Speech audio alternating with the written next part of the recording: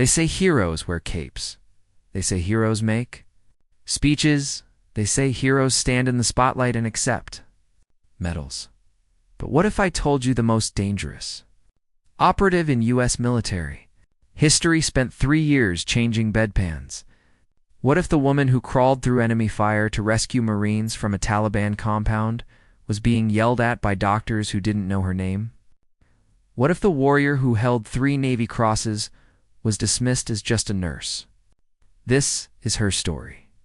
The story of Commander Sarah Mitchell, call sign Viper, and the night her 2 worlds collided. But before we begin, if you love stories of hidden heroes and secret identities, hit that subscribe button now. You won't want to miss what happens next. The fluorescent lights hummed above the emergency room. Sarah Mitchell wiped her hands on her scrubs. Blood stained the fabric. Not hers. Never hers. Nurse Mitchell, I need you on bed 7. Dr. Reynolds barked without looking up. She moved without hesitation, efficient, invisible. That's how she liked it. The patient on bed 7 was young, Marine Corps tattoo on his forearm. His breathing was shallow, labored, tension pneumothorax, Sarah said quietly. Dr. Reynolds glanced at her. I'll make the diagnosis, nurse. She stepped back, said nothing, but her eyes tracked everything. The rising pulse on the monitor, the jugular vein distension, the tracheal deviation. 15 seconds passed. Dr. Reynolds finally saw it. We need a needle decompression. Now. Sarah already had the equipment ready. Her hands didn't shake. They never did, not here. Not in Fallujah. Not in Kandahar. The needle went in smoothly. The Marine gasped. Air rushed into his collapsed lung. Good work, Mitchell, Dr. Reynolds said dismissively. She nodded. Cleaned up. Disappeared back into the rhythm of the... Nobody knew. Nobody could know. The woman who changed bedpans and took vitals had once crawled through enemy fire to extract wounded soldiers from a Taliban compound. The woman who endured condescending doctors had coordinated airstrikes while performing field surgery. The woman they called just a nurse held the Navy Cross in a box under her bed, but Sarah Mitchell didn't need recognition. She needed purpose, and tonight, purpose was about to find her. The automatic doors burst open. A man stumbled in. Dark suit, red tie, blood spreading across his white shirt. Federal agent down. Someone shouted. The ER erupted into controlled chaos. Sarah's training kicked in before her first step. She assessed the wound from 20 feet away. Entry wound. Right side. Possibly liver involvement. Dr. Reynolds rushed forward. Get him on a gurney. 2 orderlies moved to comply. But Sarah saw what they didn't. The agent's hand clutched something against his chest. A manila envelope. Sealed with red tape. His eyes swept the room. Desperate. Searching. They landed on Sarah. Recognition flickered across his face. Viper. He whispered. Her blood went cold. Nobody had called her that in 3 years. She moved closer. Leaned down as if checking his pulse. How do you know that name? She whispered back. Langley sent me to find you. His breathing was ragged. They're coming. 12 hostiles. Targeting this hospital. Sarah's face remained calm, professional. Inside, her mind shifted gears. Combat mode. When? She asked. 20 minutes. Maybe less. He pressed the envelope into her hand. Only you can stop them. Dr. Reynolds pushed past her. Mitchell, step aside. We need to into bet. She stood. Slipped the envelope under her scrub top. Doctor, he has a pneumothorax and possible hepatic laceration. He needs surgery immediately. Thank you for your input, nurse, Dr. Reynolds said sarcastically. But I'll handle this. Sarah watched them wheel the agent away. 20 minutes. She walked calmly to the supply closet. Her heart rate steady, her breathing controlled. Inside, she opened the envelope. Photographs spilled out. 12 faces. Known terrorists. all connected to a cell that specialized in hospital attacks, and a note in handwriting. She recognized Viper. They know you're there. They're coming for you, and everyone else is collateral damage. Director Chansera closed her eyes. She'd left that life behind. She'd buried Viper. She was just Sarah Mitchell now. Just a nurse. But innocent people were about to die, and the only person who could save them was standing in a supply closet, wearing blood-stained SCRUBS. She pulled out her phone. Opened an encrypted app she hadn't touched in years. Typed 4 words. Viper requesting immediate extraction. The response came in seconds. Negative. You're on your own. 23 minutes to contact. Good luck, Sarah. Put the phone away. She looked at her reflection in the small mirror above the sink. The nurse stared back, but beneath the surface. Viper was waking up, and Viper never lost. Not in the mountains of Afghanistan, not in the streets of Baghdad, and not here. Not tonight. She opened the supply closet door. The ER hummed with normal chaos. Nurses rushing, doctors shouting orders, patients groaning. They had no idea what was coming, but Sarah did. And she had 18 minutes to prepare for war. The clock was ticking, and the enemy was already on their way. If you want to see how this humble nurse becomes the hero nobody expects, make sure you subscribe and turn on notifications. This is just the beginning of a story you won't believe. Sarah moved through the ER like water, smooth, unremarkable, but her eyes cataloged everything. 6 exits, 2 elevators, 1 stairwell with rooftop access, 40-7 patients, 23 staff members, 12 visitors. 80-2 potential casualties. She couldn't evacuate. That would cause panic. Alert the attackers. She had to be smart. Mitchell. Dr. Reynolds called from across the room. I need you to take vitals on the patients in beds 12 through 15. Yes, doctor. She grabbed a blood pressure cuff. Move to bed 12. An elderly woman with chest pain. How are you feeling, Mrs. Chen? Sarah asked gently. Scared, dear? These chest pains won't stop. Sarah took her pulse. You're going to be fine. I promise. She meant it, because Sarah Mitchell didn't make promises she couldn't keep. And Viper had never failed a mission. She moved to bed 13. A teenager with a broken arm. Bed 14. A construction worker with a head laceration, all of them looking at her. Trust, all of them depending on her. Sarah glanced at the clock of the nurse's station. 14 minutes. She needed backup. But who could she trust?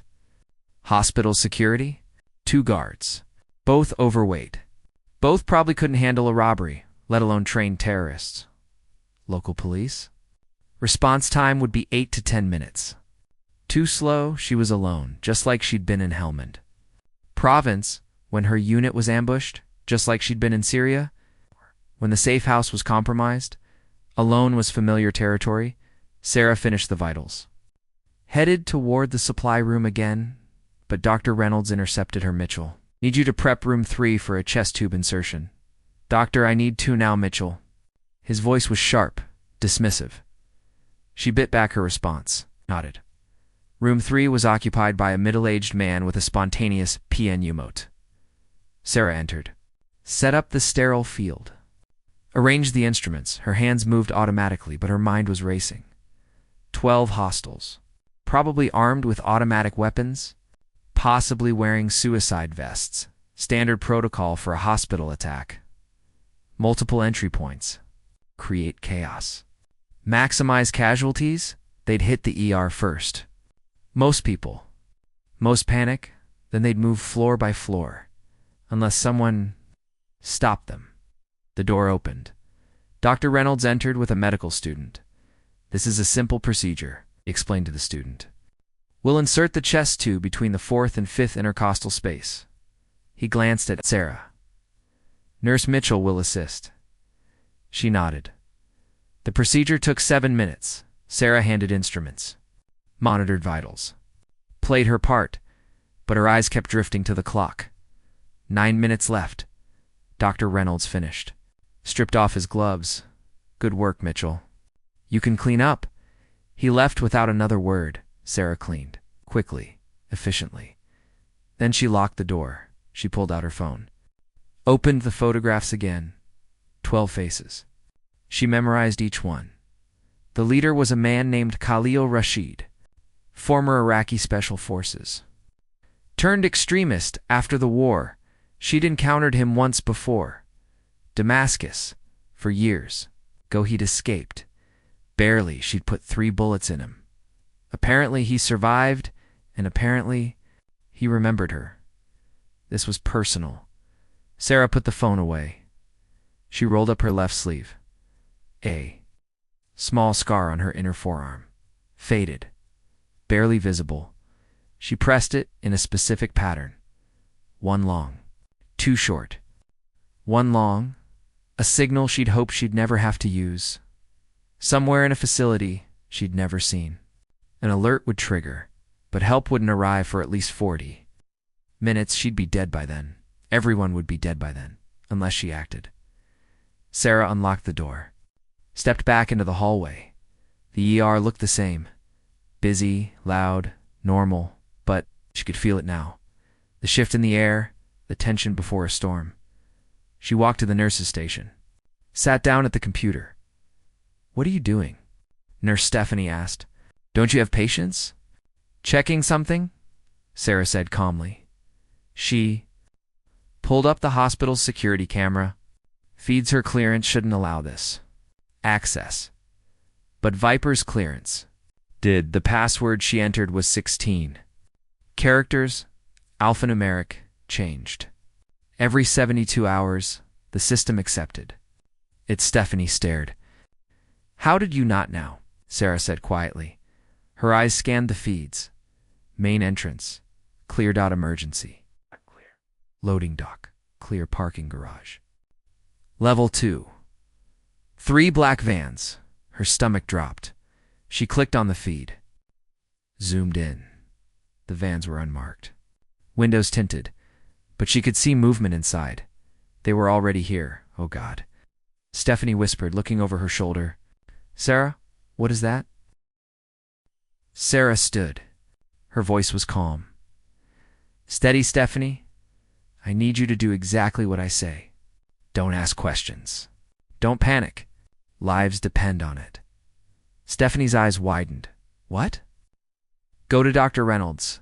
Tell him there's a code silver situation developing. Tell him to lock down the ER. No one in. No one out? Code silver?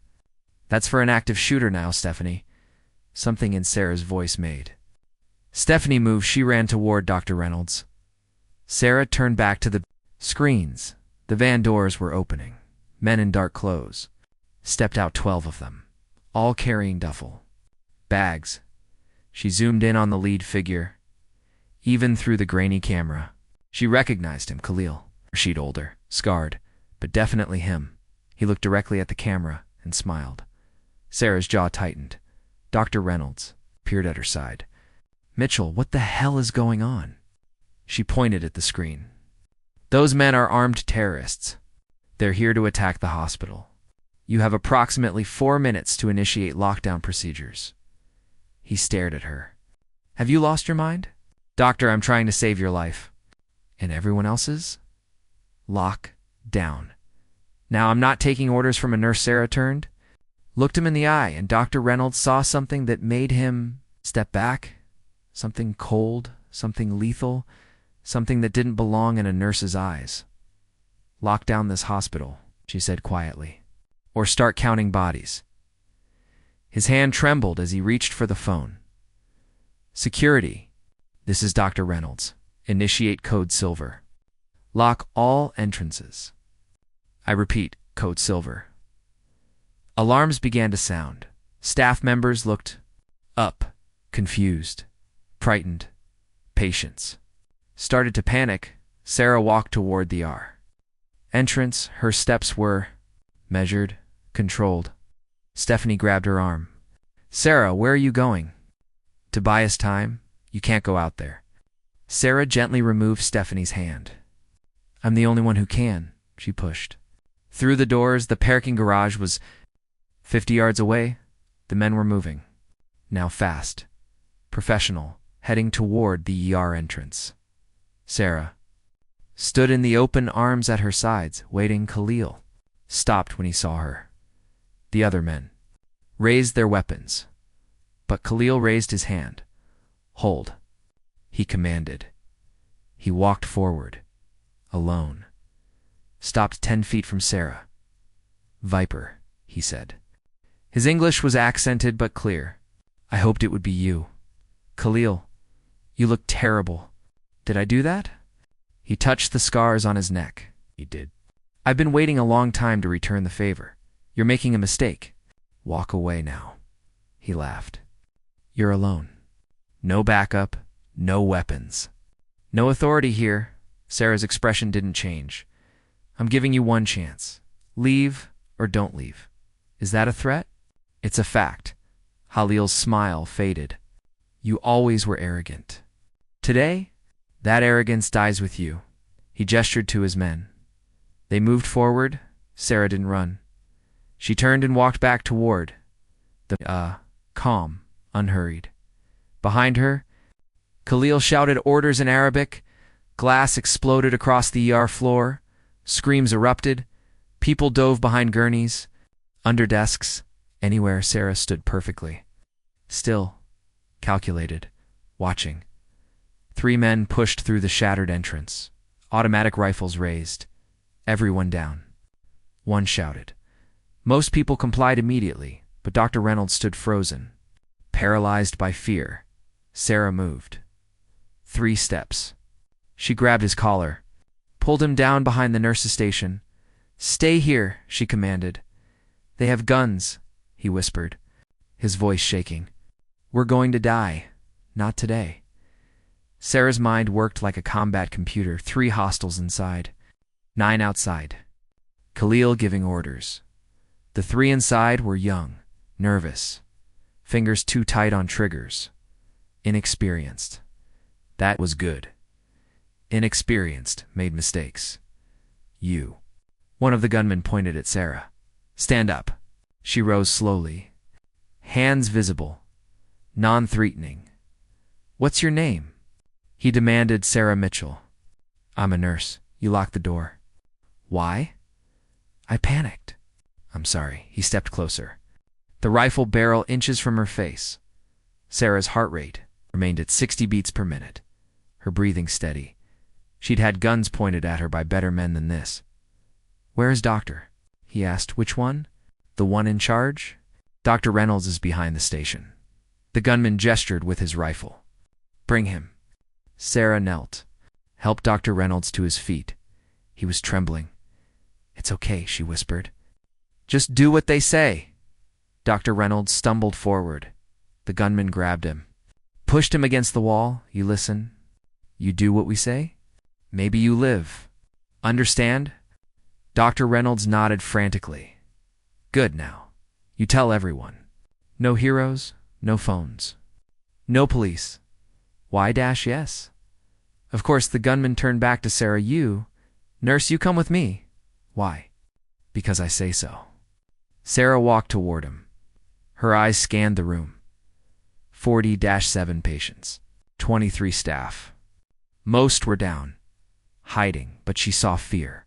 Raw terror. They needed hope. They needed a plan. They needed Viper. But Viper couldn't reveal herself. Not yet. The gunman grabbed Sarah's arm. His grip was tight, painful. He wanted to scare her. It didn't work. She'd been grabbed by Taliban fighters, by cartel enforcers, by Russian operatives. This boy's grip was nothing. He dragged her toward the center of the ER. Everyone. Listen, he shouted. You cooperate, you live. You resist, you die. Simple. Outside, more gunmen entered. 6 now. They spread out. Covered all angles. Professional positioning. Khalil had trained them well. One approached Sarah's captor. They spoke in Arabic. Sarah understood every word. She'd spent 18 months embedded in Iraqi units. Another 12 in Syria. Arabic was her 3rd language. Khalil wants the woman, the second gunman said. The one who locked the door? This one. Yes. Bring her outside. Sarah's pulse finally elevated. Khalil. Wanted her. That meant he'd recognized her. That meant this was about more than the hospital. This was about revenge. The gunman pulled her toward the shattered entrance. Wait, Dr. Reynolds called out, his voice stronger now. Where are you taking her? Shut up, old man. She's my nurse. She hasn't done anything. The gunman turned, raised his rifle. Sarah moved without thinking. She stepped between the rifle and Dr. Reynolds. Don't, she said calmly. The gunman paused. Surprised by her courage move, he ordered, He's just scared. He didn't mean anything, I said. Move. Shoot me if you want. But you'll have to explain to Khalil why you killed the woman he specifically asked for. The gunman's finger tensed on the trigger. Then he lowered the rifle. Slightly, you're brave. Or stupid, neither. I'm practical. You kill me, Khalil kills you. Basic logic. He grabbed her arm again. Harder. Outside now. Sarah walked through the broken glass. Into the night air. The parking lot lights cast long shadows. Khalil stood 20 feet away. Arms crossed. He smiled when he saw her. Viper. Still protecting the weak. Some things never change. What do you want, Khalil? Justice. This isn't justice. It's murder. You would know about murder, wouldn't you? He stepped closer. Damascus, you killed 12 of my men, including my brother. Sarah's expression didn't change. Your brother was about to detonate a bomb in a school. I did what was necessary. Necessary. Khalil spat the word. You Americans. Always so certain. So righteous, I'm not here to debate philosophy. What do you want? I want you to watch. I want you to see what it feels like to be powerless. To watch innocent people die and be unable to stop it. You're making a mistake. No, you made the mistake. You should have killed me in Damascus. Now you'll regret that mercy. He turned. Gestured to his men. Bring out 10 people. Random selection. Sarah's blood went cold. No. Khalil smiled. No. You have no power here, Viper. You're just a nurse. Helpless. Weak. Khalil, don't do this. Bring them out. He shouted. The gunman moved back into the ER. Sarah's mind raced. She had to act now. But she was unarmed, outnumbered. Any move she made could trigger a massacre. The gunman returned. They dragged 10 people. Patients and staff, Nurse Stephanie, the teenager with the broken arm, elderly Mrs. Chen, Dr. Reynolds. 7. Others, they were pushed to their knees in a line, all of them crying, begging. Sarah's jaw tightened. Khalil walked behind them, pulled out a pistol. You see, Viper, this is justice. 10 lives for every one of my men you killed. Starting now, he placed the pistol against the back of Stephanie's head. Wait, Sarah shouted. Khalil paused. Yes, take me instead. Let them go. You want revenge? I'm right here. I'll kill you, eventually. But first you watch them die. Then you understand what I felt. Stephanie was sobbing. Sarah, please close your eyes, Stephanie. It's going to be okay, Khalil laughed. Lying to her won't help. Sarah took a breath. She'd out of time, out of options. She had to act, even if it meant revealing everything. Khalil, last chance. Stand down or what? You'll fight us all? You're one woman, unarmed. Surrounded. Sarah looked at him directly. I'm not just a woman, and I'm never unarmed. Something in her voice made him hesitate. What? Sarah's hand moved to her badge, the nurse's badge on her scrubs. She pressed the edge. A small blade ejected. 2 inches. Carbon fiber. She held it casually, like a scalpel. Khalil stared, then laughed. A toy knife? That's your weapon? It's enough. You're insane, maybe. Sarah took a step forward. Khalil raised his pistol. Aimed at her head. Stop, or I shoot. Then shoot. She took another. Step. Halil's finger tightened. On the trigger, but he didn't fire, because something in Sarah's eyes made him remember Damascus. Made him remember how she'd moved through his men like a ghost, how she'd killed without hesitation. She'd walked out of that building covered in blood that wasn't hers. Last chance, Khalil. Walk away. He steadied his grip. Die, Viper. The gunshot echoed. Across the parking lot, but Sarah wasn't. Standing where she'd been, she'd moved. Impossibly. Fast, the bullet passed through empty air, and Sarah was. Suddenly beside him, the blade in her hand flashed. Khalil screamed. The pistol clattered to the ground. Blood poured from his wrist. Sarah kicked the gun away, grabbed his throat. I gave you a chance, she said quietly. The other gunmen reacted, rifles raised. But Sarah had Khalil. Used him as a shield. Tell them to stand down. She commanded. Khalil gasped for air, his face turning red. Stand. Down, he wheezed. The gunman hesitated. Sarah's voice cut through the night. I am Commander Sarah Mitchell. United States Navy. Serial number 5,647,382. I am ordering you to surrender. You have 10 seconds to comply. The gunmen looked at each other. Confused, Commander? Dr. Reynolds stared from his position on the ground. Stephanie's mouth hung open. 5 seconds, Sarah continued. Drop your weapons. On the ground. Now, one gunman laughed. You're lying. You're just a nurse.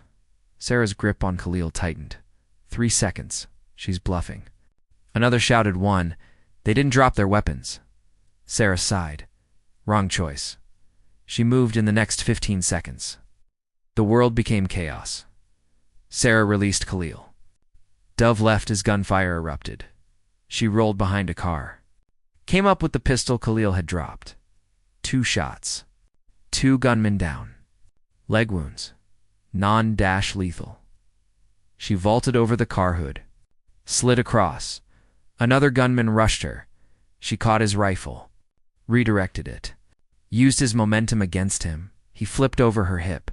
Crashed to the pavement. A 4th gunman tried to grab her from behind. She drove her elbow into his solar plexus. Followed with a palm strike to his jaw. He crumpled. The remaining gunmen inside the ER started firing through the broken entrance. Sarah pulled the injured Dr. Reynolds behind cover. Stay down, she ordered. Bullets ricocheted off cars. Shattered windows. Sarah's mind calculated. Angles, trajectories, cover points. She'd done this 100 times in Fallujah, Kabul. Benghaz. This was home. She popped up. Fired 3 rounds, one gunman screamed. Dropped his weapon. Clutched his leg. The others took cover. Sarah used the moment. She grabbed Dr. Reynolds, half carried him back toward the ER entrance. Nurse Stephanie and the others scrambled to follow. Inside. Move, Sarah commanded. They ran. Bullets chased them, but Sarah was faster. She pushed them through the entrance. Followed last, inside the ER, the remaining gunmen looked shocked. Their backup was down. Their leader was injured, and this woman who'd been a nurse 5 minutes ago was suddenly a soldier. Sarah stood in the entrance. Pistol raised. Last warning. Drop your weapons. They stared at her. Then slowly, one by one, they complied. The rifles clattered to the floor. Sarah didn't lower her pistol. On your knees? Hands behind your heads. They obeyed. Dr. Reynolds stood, shaking, staring at her. Who are you? Sarah didn't answer, because outside she heard something. A sound she recognized. Helicopter rotors, multiple. Helicopters, heavy. Military. She walked to the shattered entrance. Looked up. 3 Black Hawks circled. Overhead spotlights illuminated the parking lot. Armed soldiers fast drove down. Sarah finally allowed herself to. Breathe help had arrived, but her night was far from over. The Blackhawks touched down in the parking lot. Soldiers poured out. Full tactical gear. Night vision goggles. M for rifles. They moved with precision. Military efficiency. Within 30 seconds, they'd secured the perimeter. Within 60, they'd restrained every hostile. Sarah lowered her pistol. Safetied it. Her body ached. Adrenaline was fading.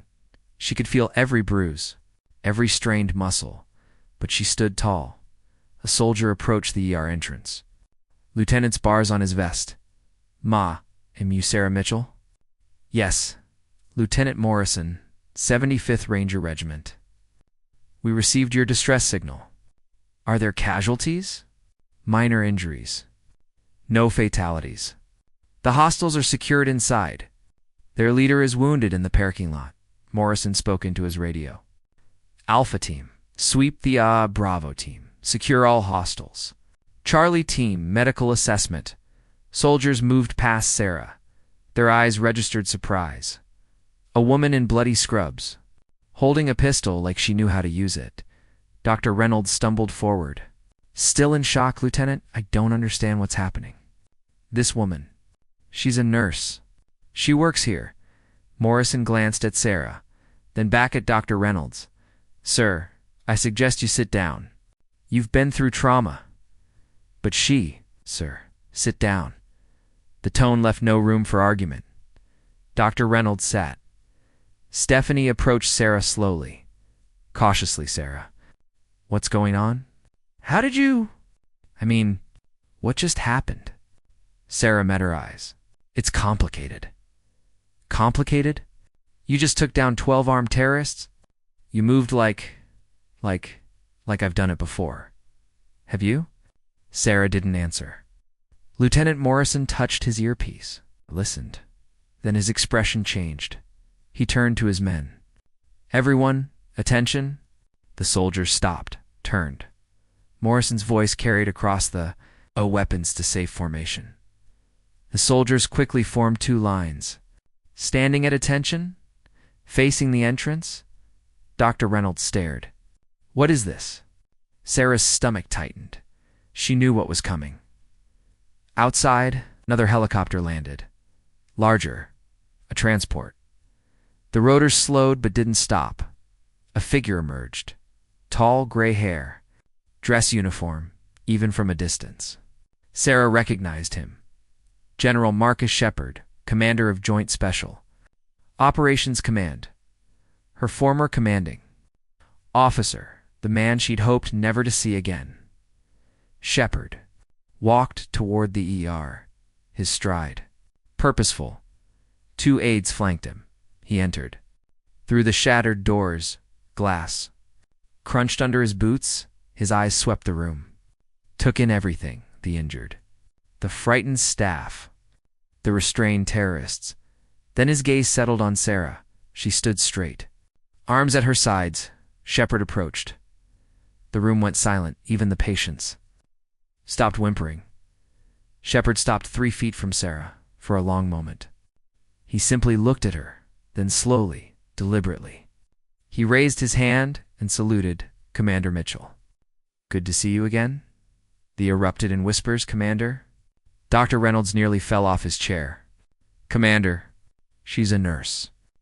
Shepard's gaze shifted to him. Cold. Assessing. "Doctor.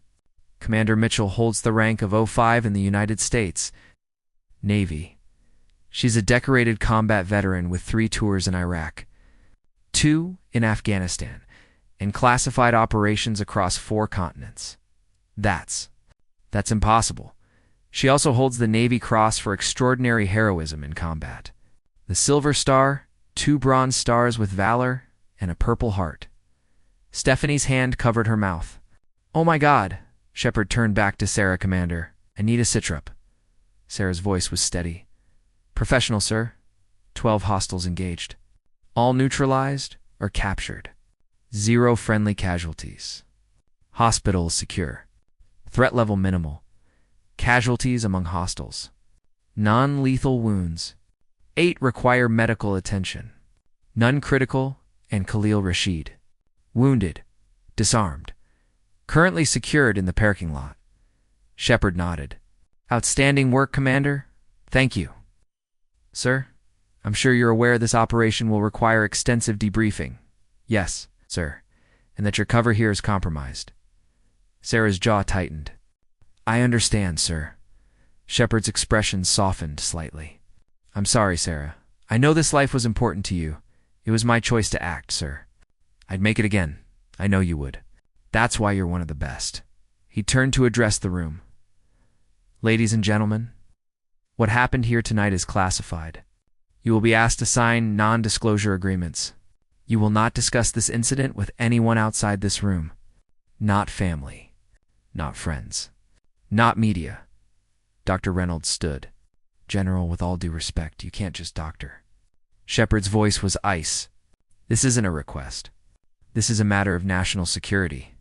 Commander Mitchell's identity, her location, her very existence in this hospital was a closely guarded secret. That secret kept her alive. It kept you alive, and it allowed her to do the impossible tonight. But, if word of this spreads, more people will die. Not might die, will die. Do you understand? Dr. Reynolds paled, nodded. Shepard turned back to Sarah. Commander, I need you to come with me. We have a situation that requires your expertise.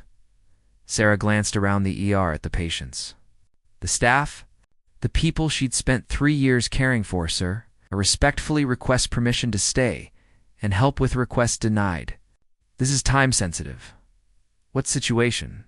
Shepard leaned closer. Lowered his voice. 3 hours ago, the USS Roosevelt was attacked off the coast of Yemen. 37 sailors are trapped in a flooded compartment. The Navy's best rescue team can't reach them. But there's one person who can. Sarah's eyes widened. Sir, I haven't done a deep dive rescue in 4 years. I know. But you're still certified.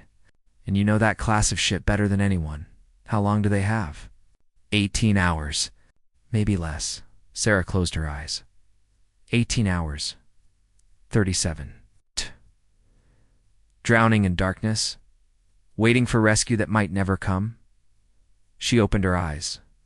I need 15 minutes to change. You have 10? Sarah turned to Stephanie. Can you show me to the locker room? Stephanie nodded. Unable to speak, they walked through the ER together. Staff members stared. Whispered Sarah. Ignored them. In the locker room, she opened her locker, pulled out her civilian clothes. Stephanie watched her change. Sarah. Why didn't you tell me? I couldn't. The mission required no. I don't mean the military stuff. I mean, you're a hero.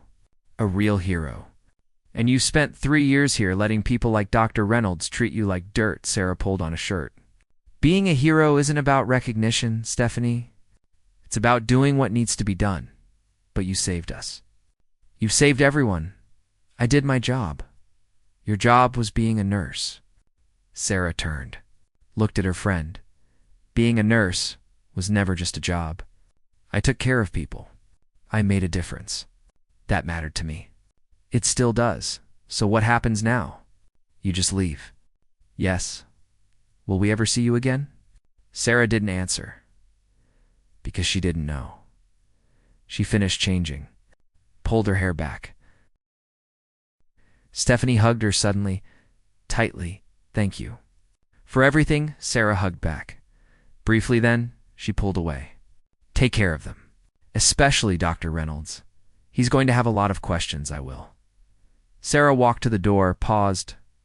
Stephanie, what happened tonight? The way I moved, the things I did, that wasn't me. That was Viper. Sarah Mitchell was just the cover. I don't believe that. I've worked with you for 3 years. The woman who stayed late with Mrs. Chen when she was scared. The woman who held that little boy's hand while we set his broken arm. That was you. That was real. Sarah smiled sadly. Maybe she left the locker room, walked back through the ER. General Shepard was waiting. Ready, Commander? Yes, sir. They walked toward the exit. Dr. Reynolds called out. Commander Mitchell Sarah stopped, turned. He approached slowly, looked at the floor. I I need to apologize for the way I treated you. I had no idea. You had no idea because that was the point, doctor. You treated me exactly as you saw me, nurse. Nothing more. But you were so much more. No, I was a nurse. And that was enough. It should always be enough. Dr. Reynolds extended his hand. Thank you. For saving us. Sarah shook it. You're welcome. She turned to leave again. Commander, Dr. Reynolds called. Yes? What should I tell people? About tonight? Sarah considered. Tell them the truth. Tell them a nurse did her job. Protected her patients. That's all that matters. She walked out. The night air was cool, clean. The parking lot was controlled. Chaos. Soldiers. Medics. Prisoners being loaded into transport. Vehicles. Khalil was on a stretcher. His wrist bandaged. He saw Sarah. Tried to sit up. Viper. This isn't over. Sarah walked past without looking at him. You hear me? I'll find you again. General Shepard gestured to a medic. Sedate him. The medic nodded. Administered an injection. Khalil's shouts faded. Shepard and Sarah reached the waiting helicopter. The rotors were already spinning. Commander, before we go, I need to ask. Are you ready for this? Sarah looked back at the hospital, at the broken entrance. The shattered glass at the place she'd called home for 3 years. Sir, 3 years ago I retired because I couldn't handle the weight anymore. Every mission, every decision, every life that depended on me, and now, 37 sailors are drowning, and I'm the only one who can save them. That's not an answer. Sarah climbed into the helicopter. It's the only answer that matters. Sir Shepard followed. The door closed. The helicopter lifted off Sarah. Watched through the window as the hospital grew smaller, as her old life disappeared below. She'd been Sarah Mitchell, nurse, for 3 years. But tonight, she became Viper again, and Viper had work to do. Inside the ER, Dr. Reynolds stood at the entrance, watching the helicopter disappear into the night sky. Nurse, Stephanie joined him. She's really gone, Stephanie said softly. Yes. Do you think she'll come back? Dr. Reynolds was quiet for a long moment. Then he looked down at his hands, the hands that had performed thousands of surgeries, the hands he'd always been so proud of. I don't know, he said quietly, but I hope so, because I realize now I never actually knew who she was. Stephanie smiled through tears. None of us did. But maybe that was the point. What do you mean? She didn't need us to know she was a hero. She just needed to be one. Quietly, humbly, Dr. Reynolds nodded slowly.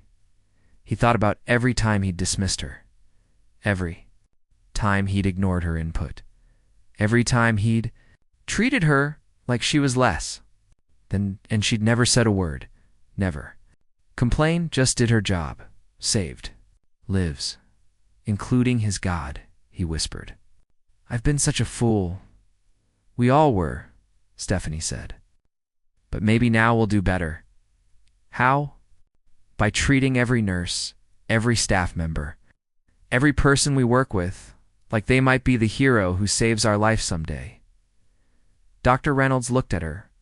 That's a good lesson. It's the lesson Commander Mitchell taught us.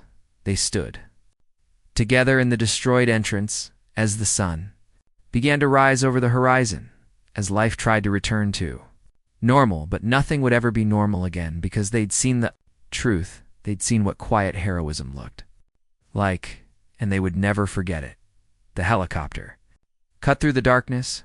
Sarah sat in silence, eyes closed, but she wasn't resting. She was preparing, visualizing.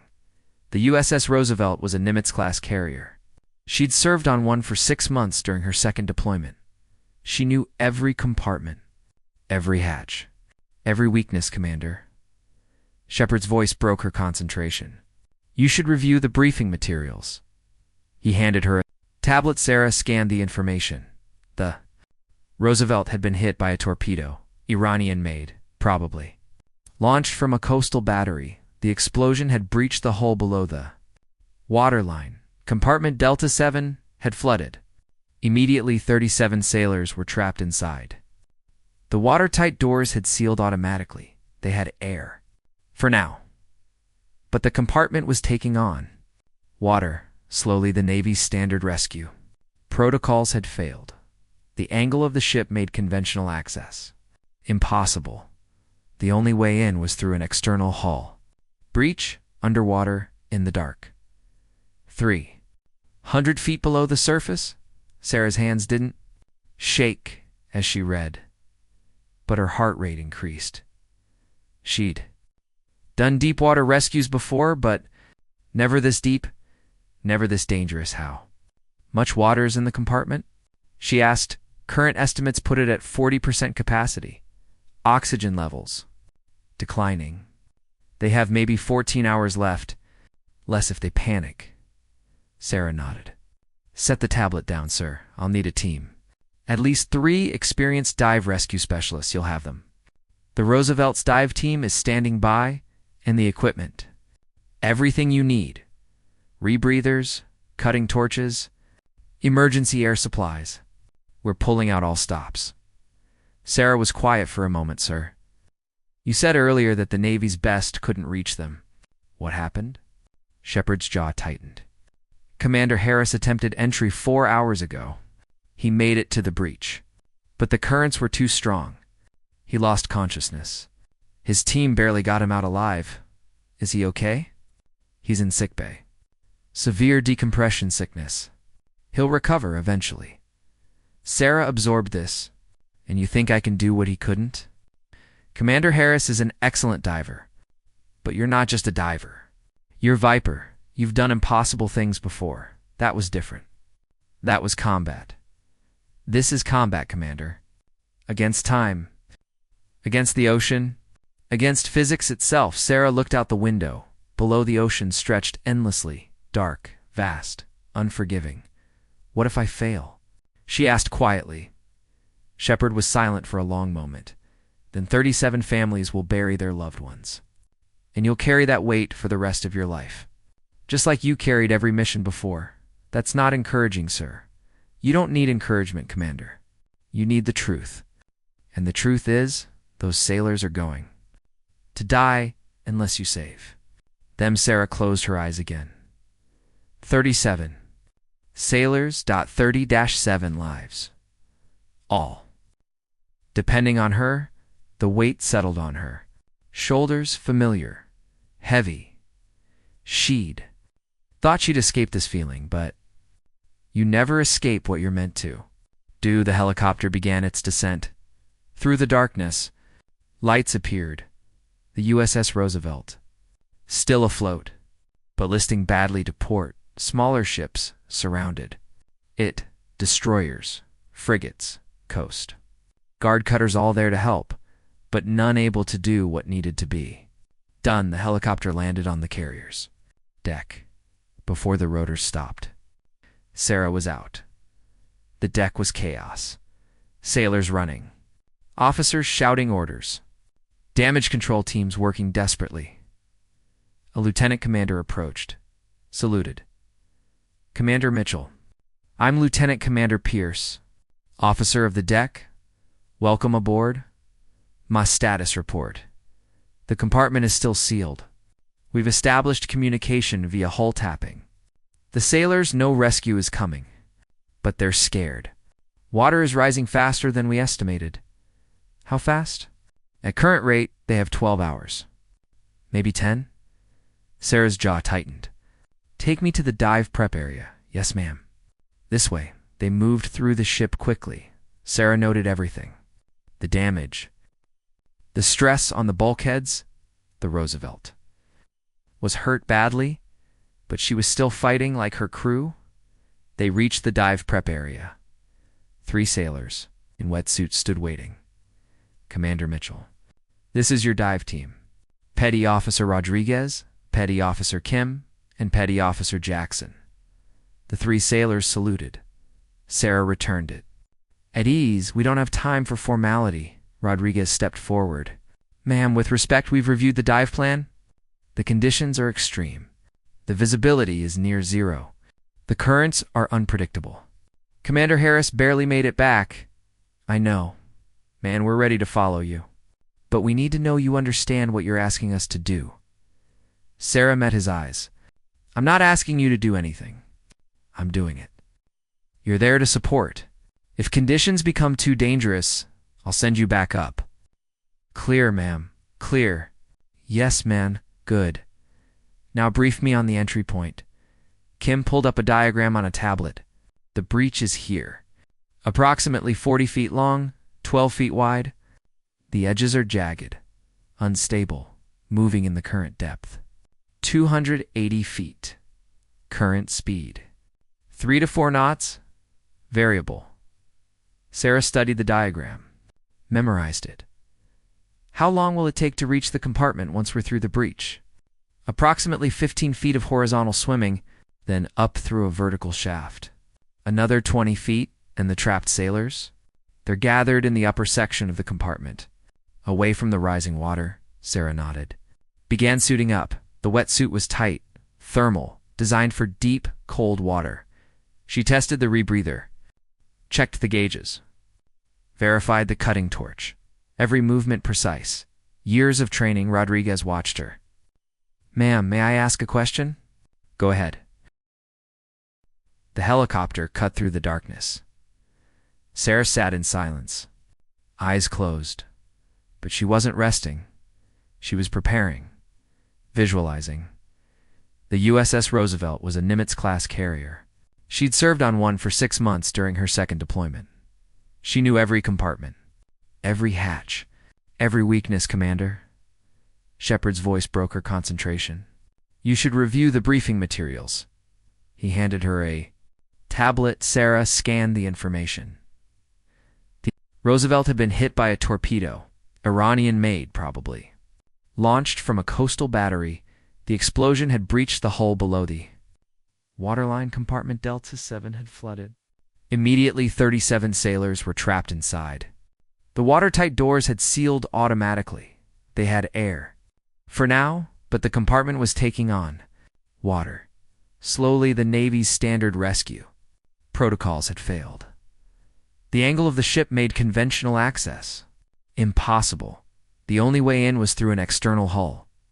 Breach. Underwater in the dark. 300 feet below the surface. Sarah's hands didn't shake as she read, but her heart rate increased. She'd done deep water rescues before, but never this deep, never this dangerous. Much water is in the compartment. She asked. Current estimates put it at 40% capacity. Oxygen levels declining. They have maybe 14 hours left. Less if they panic. Sarah nodded. Set the tablet down, sir. I'll need a team. At least 3 experienced dive rescue specialists. You'll have them. The Roosevelt's dive team is standing by, and the equipment. Everything you need. Rebreathers, cutting torches, emergency air supplies. We're pulling out all stops. Sarah was quiet for a moment. Sir, you said earlier that the Navy's best couldn't reach them. What happened? Shepard's jaw tightened. Commander Harris attempted entry 4 hours ago. He made it to the breach. But the currents were too strong. He lost consciousness. His team barely got him out alive. Is he okay? He's in sickbay. Severe decompression sickness. He'll recover eventually. Sarah absorbed this. And you think I can do what he couldn't? Commander Harris is an excellent diver. But you're not just a diver. You're Viper. You've done impossible things before. That was different. That was combat. This is combat, Commander. Against time? Against the ocean? Against physics itself? Sarah looked out the window. Below, the ocean stretched endlessly. Dark, vast, unforgiving. What if I fail? She asked quietly. Shepard was silent for a long moment. Then 37 families will bury their loved ones. And you'll carry that weight for the rest of your life. Just like you carried every mission before. That's not encouraging, sir. You don't need encouragement, Commander. You need the truth. And the truth is, those sailors are going to die unless you save Them, Sarah closed her eyes again. 37. Sailors. 30-7 lives. Depending on her, the weight settled on her. Shoulders, familiar, heavy, she'd. Thought she'd escape this feeling, but you never escape what you're meant to. Do. The helicopter began its descent. Through the darkness. Lights appeared. The USS Roosevelt. Still afloat, but listing badly to port. Smaller ships surrounded it, destroyers, frigates, coast, guard cutters, all there to help, but none able to do what needed to be done. The helicopter landed on the carrier's deck before the rotor stopped. Sarah was out. The deck was chaos. Sailors running. Officers shouting orders. Damage control teams working desperately. A lieutenant commander approached, saluted. Commander Mitchell, I'm Lieutenant Commander Pierce. Officer of the deck, welcome aboard. My status report. The compartment is still sealed. We've established communication via hull tapping. The sailors know rescue is coming, but they're scared. Water is rising faster than we estimated. How fast? At current rate, they have 12 hours, maybe 10. Sarah's jaw tightened. Take me to the dive prep area, yes ma'am. This way they moved through the ship quickly. Sarah noted everything. The damage, the tilt, the stress on the bulkheads. The Roosevelt was hurt badly, but she was still fighting. Like her crew, they reached the dive prep area. 3 sailors, in wetsuits, stood waiting. Commander Mitchell, this is your dive team. Petty Officer Rodriguez, Petty Officer Kim, and Petty Officer Jackson. The 3 sailors saluted. Sarah returned it. At ease, we don't have time for formality. Rodriguez stepped forward. Ma'am, with respect, we've reviewed the dive plan. The conditions are extreme. The visibility is near zero. The currents are unpredictable. Commander Harris barely made it back. I know I'm ready to follow you, but we need to know you understand what you're asking us to do. Sarah met his eyes. I'm not asking you to do anything. I'm doing it. You're there to support. If conditions become too dangerous, I'll send you back up. Clear, ma'am? Clear? Yes, ma'am. Good, now brief me on the entry point. Kim pulled up a diagram on a tablet. The breach is here. Approximately 40 feet long, 12 feet wide. The edges are jagged, unstable, moving in the current depth. 280 feet, current speed. 3 to 4 knots? Variable. Sarah studied the diagram, memorized it. How long will it take to reach the compartment once we're through the breach? Approximately 15 feet of horizontal swimming. Then up through a vertical shaft. Another 20 feet, and the trapped sailors? They're gathered in the upper section of the compartment. Away from the rising water, Sarah nodded. Began suiting up. The wetsuit was tight, thermal, designed for deep cold water. She tested the rebreather, checked the gauges, verified the cutting torch. Every movement precise. Years of training. Rodriguez watched her. Ma'am, may I ask a question? Go ahead, YU. No disrespect, but why send someone from wherever you came from, instead of using the dive team that trains for this? Sarah paused, looked at him. Because I've been inside that compartment before. During my first deployment, I know the layout. I know every pipe, every hatch, every structural weak point, and because I won't quit. No matter what, Jackson spoke up. Even if it costs your life? Especially then. The dive team exchanged glances. Sarah finished her prep. Tested her communications. Radio check. Pierce's voice came through her earpiece. Lima Charlie, Commander. 5 by 5. Copy. Preparing to enter the water, Commander. One more thing. The trapped sailors. They know someone's coming. We didn't tell them who. But they're counting on you. Understood. Sarah walked to the dive. Platform. The ocean below was black. Endless. She could hear it. The waves. The deep, eternal rhythm. General Shepard appeared beside her commander. One last question, sir. Are you afraid? Sarah was quiet, then nodded. Terrified, sir. Good. Fear keeps you sharp.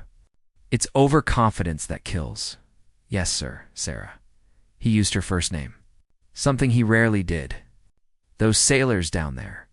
They're someone's son, someone's daughter, someone's husband or wife. Bring them home. I'll bring them home, sir. Or I won't come back. She stepped to the edge. Rodriguez. Kim and Jackson lined up beside her. On my mark, Sarah said. 3, 2, 1. Mark. They jumped. The minutes crawled by. Sarah worked methodically, checking every seal, every valve, every connection. The emergency escape trunk was old, designed as a last resort, and this was exactly that. Around her, the sailors waited. Some prayed. Some held photographs of loved ones. Some just stared at the rising water. Commander Rodriguez's voice crackled through her radio. Surface team reports the hard line is connected. They're ready to begin pressurization. Copy. Tell them to proceed slowly. We need to equalize pressure gradually. Understood, Ma. Sarah turned to Chief Ramirez. Chief, I need you to organize the evacuation order. Injured first, then by rank junior to senior. My single quotes protocol says senior personnel evacuate first. Protocol can burn. The young ones go first. They have more life to live. Ramirez hesitated, then nodded. Yes, ma'am. The hiss of pressurizing air began. The escape trunk slowly filled. Sarah monitored the gauges. The pressure had to match the water depth exactly. Too fast, and eardrums would rupture. Lungs would collapse. Too slow, and they'd run out of time. The water was now at chest level for most of the sailors. Some of the shorter ones were treading water. Fear was thick in the air. Stay calm, Sarah called out. We're almost there. A young sailor, a girl who looked barely 18, spoke up. Ma'am, I'm scared. Sarah waded over to her. What's your name? Seaman Recruit Davis? Ma, your first name. Emma? Emma? Look at me. Sarah waited until the girl's terrified eyes met hers. I've done this type of rescue 7 times. I've never lost anyone, not once. And I'm not starting today. Do you believe me? Emma's lip trembled. Yes, ma'am, because in 20 minutes, you're going to be on the surface, breathing fresh air, seeing the sky, and this will just be a scary story you tell your grandkids someday. A small smile broke through Emma's tears. Thank you, Am. The pressure equalization continued. Sarah's radio crackled. Commander, pressure matched. You're ready to begin evacuation. Copy. Beginning evacuation now. Sarah opened the escape trunk hatch. First group. 3 injured sailors. Move slowly. Hold on to the guide rope. When you reach the surface, the dive team will be waiting. The 3 injured. Sailors entered the trunk. Fear and hope mixed on their faces. Sarah sealed the hatch behind them, waited 60 seconds, 92 minutes. Her radio crackled. Surface team confirms. First group is up. All alive. All breathing. Cheers erupted in the compartment. Sarah allowed herself a small smile. Next group. 5 sailors. Let's move. The evacuation continued. Group by group. 5 at a time. The water kept rising. Now, at neck level, Sarah stayed until the end. As she always did, 25 sailors evacuated. 34. 3 left. Including Chief Ramirez and Sarah. The water was now over their heads. They treaded water, breathing from the small air pocket that remained. Chief, you're next, Sarah said. Ma, single quotes Am. I should be last. You go, Chief. That's an order. With respect, ma'am, you're more valuable than me. If something happens, nothing's going to happen. Get in the trunk. Ramirez looked at her, then nodded. It's been an honor, Commander. The honor's mine. Chief Ramirez and the last 2 sailors entered the trunk. Sarah sealed the hatch. Waited.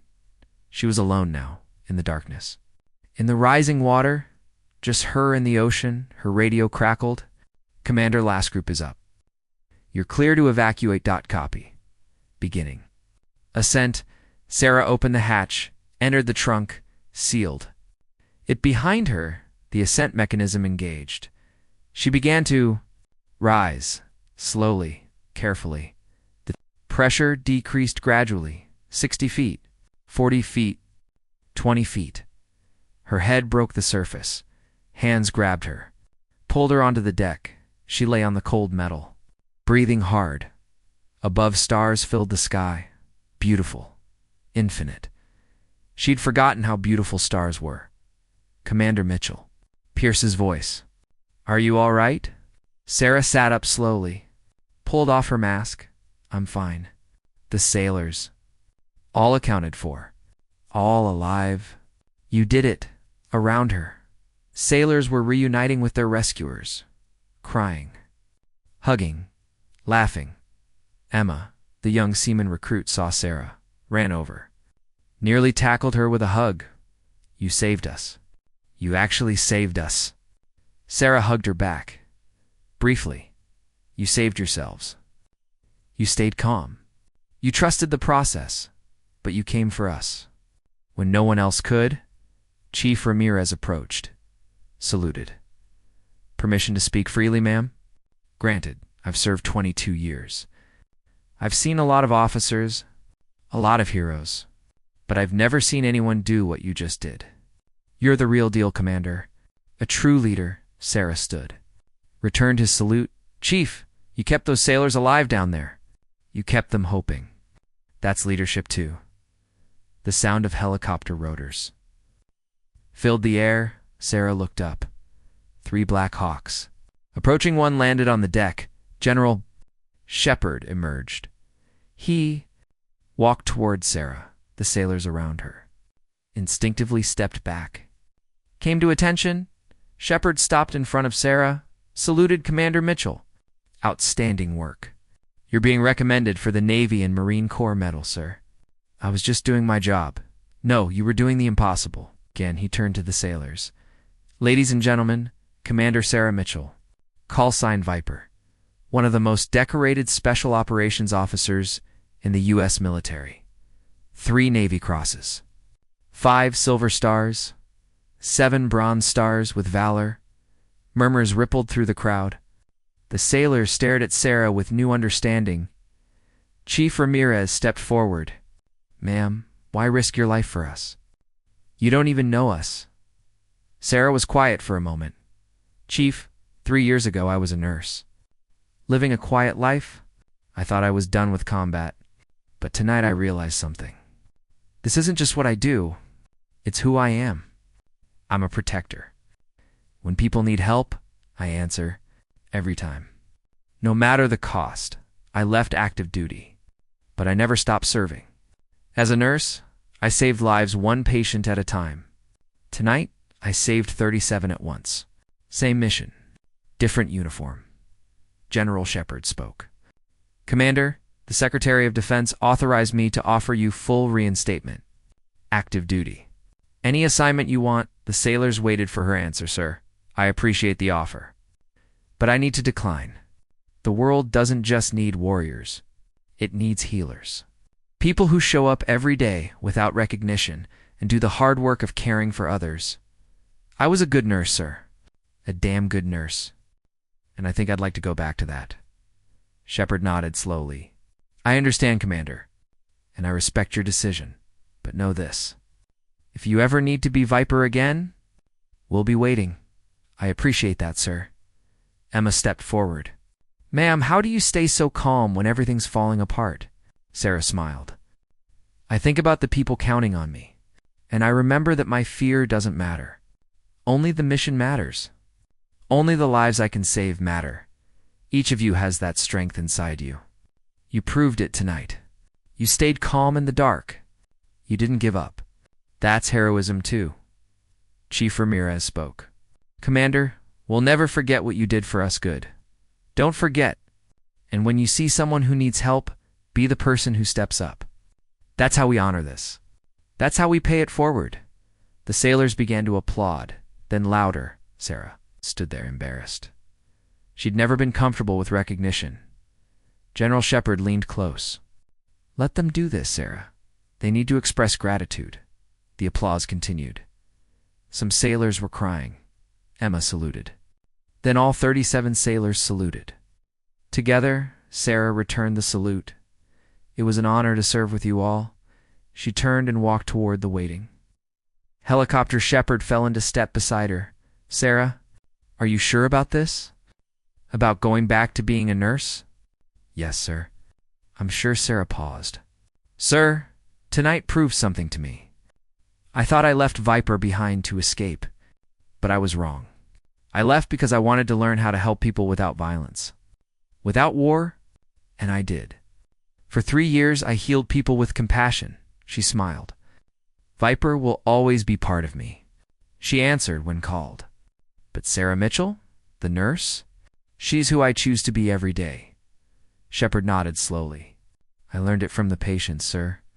Every person I cared for taught me something about strength, about quiet courage. So what now? Now I go back to that hospital. I ask for my job back, and I spend the rest of my career taking care of people." Sarah climbed into the helicopter, through the window. She watched the Roosevelt, damaged, listing, but still afloat. Still fighting. Just like its crew, the helicopter lifted off. Dawn was breaking on the horizon. 37 sailors were alive because of her. But hundreds of patients were waiting in that hospital. She was needed there too. 3 days later, Sarah walked into the ER. The entrance had been repaired. New glass. Fresh paint. But the scars remained. Bullet holes patched. Blast marks covered. Stephanie saw her first. "Sarah?" She ran over. Hugged her tightly. "You came back." "I wasn't sure if you would." I said I would. Dr. Reynolds emerged from an exam room, stopped when he saw her. For a moment, neither spoke. Then he walked over. Extended his hand. "Commander Mitchell." Or should I say Nurse Mitchell? Sarah shook his hand. "Just Sarah is fine, Dr. Sarah." He tried the name. "I owe you an apology. 1,000 apologies. For how I treated you, you treated me like a nurse. That's what I was. But you were so much more." Sarah met his eyes. "Doctor, I need you to understand something. I was never more than a nurse. I was exactly a nurse, and that was enough. It should always be enough." Dr. Reynolds nodded slowly. "You're right, and I promise, from now on, I'll treat every nurse, every staff member, with the respect they deserve. That's all I ask." He hesitated. "Then, we'd like you to come back. If you want to, your job is waiting." Sarah looked around the ER at the familiar chaos, the sound of monitors beeping, the smell of antiseptic. "Home. I'd like that very much." Dr. Reynolds smiled. "Welcome back." Nurse Mitchell. Sarah changed into fresh scrubs, clipped on her ID badge, stepped back into the familiar rhythm. A patient needed vitals. She took them. Another needed an IV. She placed it. A child was crying. She held his hand. Simple things. Quiet things. Important things. At the end of her shift, Sarah stood in the parking lot. The sun was setting. She thought about the hospital attack, about the drowning sailors, about all the lives she'd touched. As Viper, she'd been a warrior. As Sarah Mitchell, she was a healer. But in the end, they were the same. Both protectors. Both servants. Both. Fighting for the same thing, to save lives. To ease. Suffering to be the hope in someone's darkest moment. Sarah pulled out her phone. One message waiting. From General Shepard. "Commander, the 37 sailors you rescued want to thank you personally. They've requested a ceremony. Will you attend?" Sarah smiled. Typed a response. "Tell them thanks, but no ceremony needed. Just tell them to pay it forward. Tell them to help someone who needs it. That's thanks enough."